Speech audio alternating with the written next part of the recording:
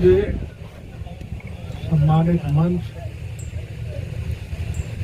और इस धरने पर बैठे हुए सम्मानित बुजुर्गों, माताओं, बहनों, नौजवान साथियों और इस कृषि प्रधान देश के उज्जवल भविष्य के बच्चों, आपकी इजाज़त हो तो मैं बैठ के बात कर लूँ।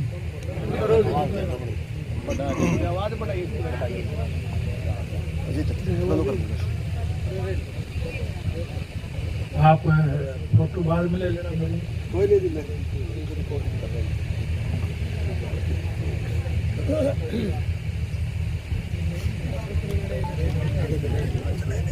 हमारा ये देश कृषि प्रधान देश है। इस देश की अर्थव्यवस्था केवल खेती पर टिकी है। अगर किसान खुशहाल है तो देश माला माल है, और अगर किसान कंगाल है तो फिर देश का बुरा हाल है। बदकिस्मती से हरियाणा प्रदेश में नहीं, समूचे राष्ट्र के स्तर पर एक ऐसी घृणित सरकार का दांव लग गया जिनका ध्येय सिर्फ पैसा लूटना है।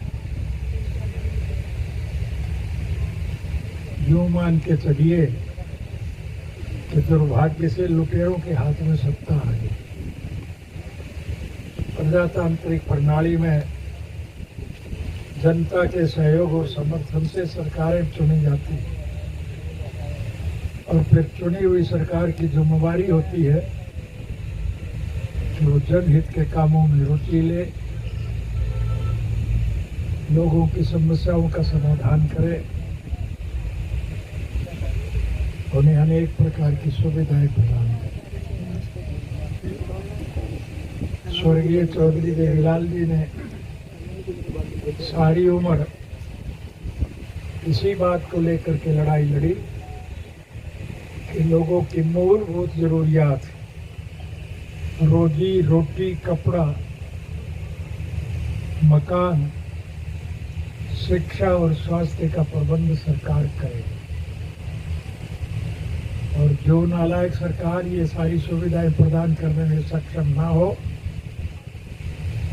उसे त्याग पत्र दे देना चाहिए।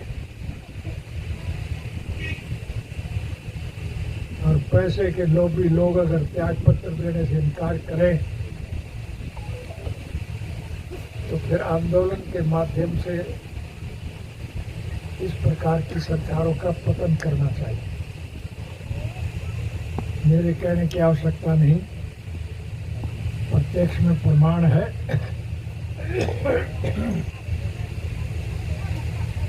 किसान विरोधी 3 कानून केंद्र की सरकार ने बनाए थे, और उसके लिए किसानों ने आंदोलन किया।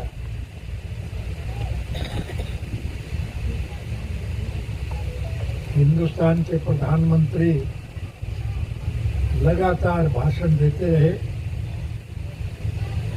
कानून जो बनाए जाते हैं फिर वो वापस नहीं हुआ करते। लेकिन लोग बधिर थे इस बात के लिए, और उन्होंने एक संकल्प किया कि जब तक ये कानून वापस नहीं होंगे हम दिल्ली को जाने वाले सभी रास्तों के ऊपर धरना दे करके बैठे।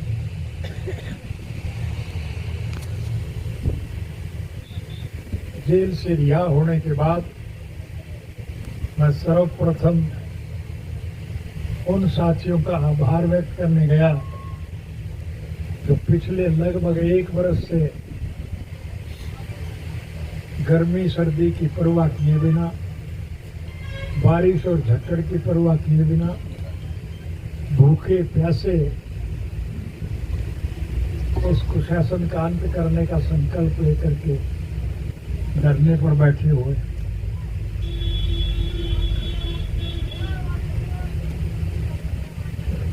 क्या कह रहे हो? थोड़ी खोल दो भाई, आवाज को सुन दो भाई, बढ़ा दो भाई। बढ़ा दो भाई। मेरे खाना में काम करता तो मैं तो इसके बिना भी बोल दूंगा।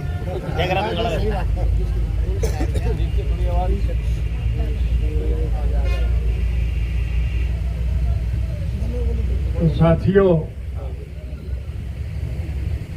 सरकार इस बात पे बजित थे कि ये कानून वापस नहीं होंगे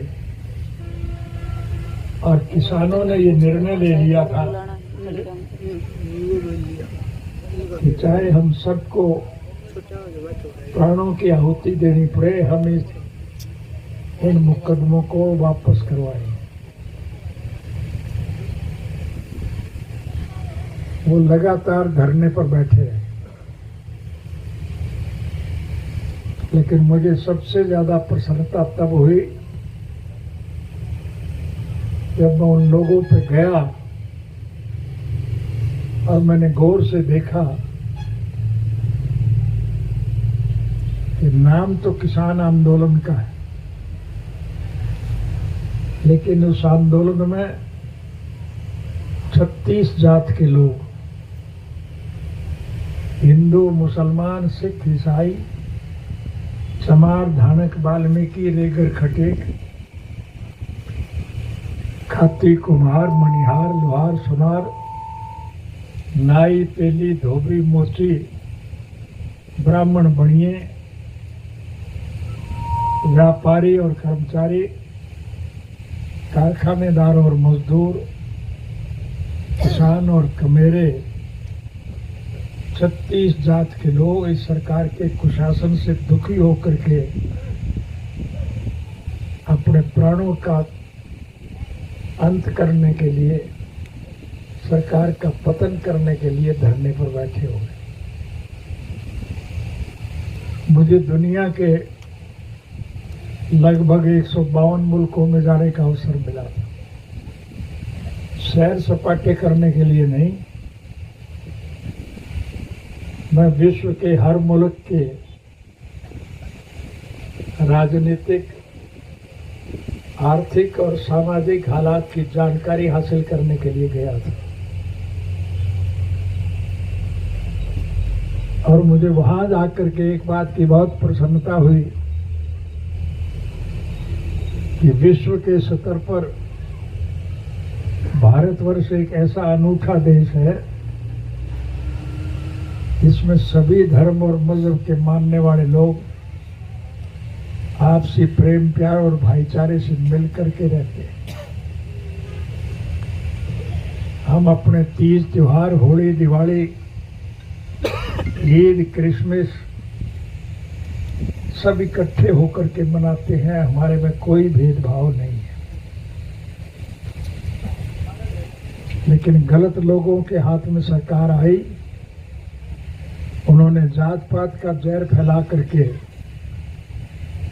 इस देश के लोगों को आपस में बांटने का काम किया। ये पहला अवसर है कि सरकार की गलत नीतियों के विरोध में 36 जात के लोग धरने पर बैठे हुए हैं। इससे ये साफ जाहिर होता है कि जब भी चुनाव होंगे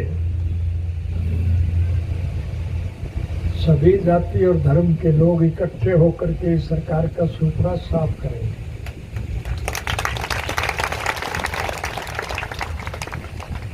आप बधाई के पात्र हैं और मैं आपकी लगन और मेहनत की दाद देने के लिए आपके बीच में आया हूं। हमें अपने प्राणों की भी आहुति देनी पड़े, हम आपके साथ हैं।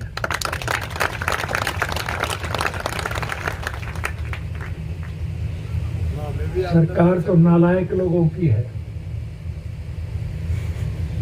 इन्हें तो केवल पैसा इकट्ठा करना है।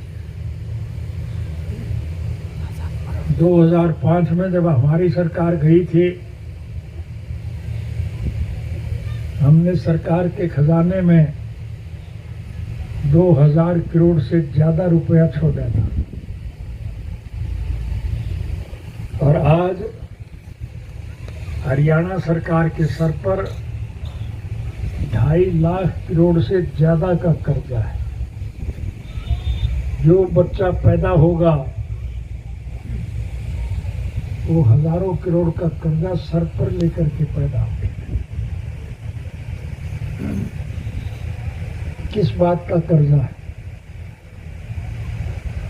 वो चुनाव में आए, उनसे पूछना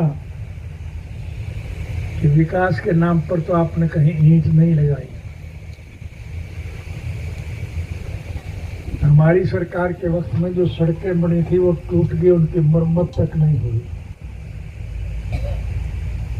अभी जैसा जिक्र किया गया था, बिजली मिलती नहीं, सिंचाई के लिए नहीं, पीने का पानी भी उपलब्ध नहीं।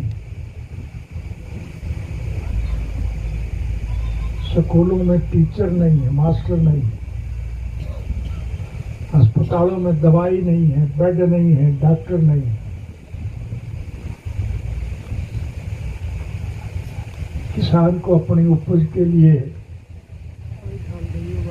लाइन में लग करके बीज लेने पड़ते, खाद महंगे दाम पर मिलती है, और वो भी शर्त के साथ कि खाद तब दी जाएगी जब ये दवाइयां आप साथ लें।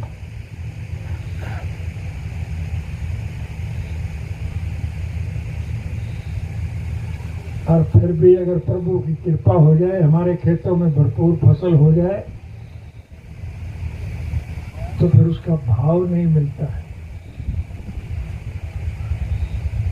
केंद्र की सरकार की तरफ से निर्धारित मूल्य पर भी किसान का उत्पादन नहीं खरीदा जाता।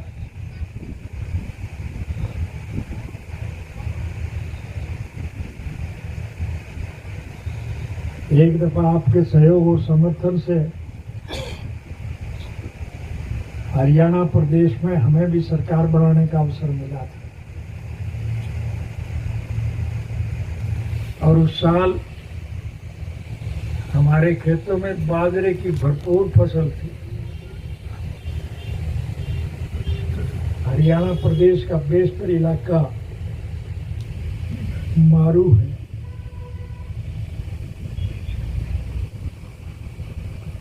और सरकार ने निर्धारित मूल्य पर बाजरा खरीदने से इनकार कर दिया।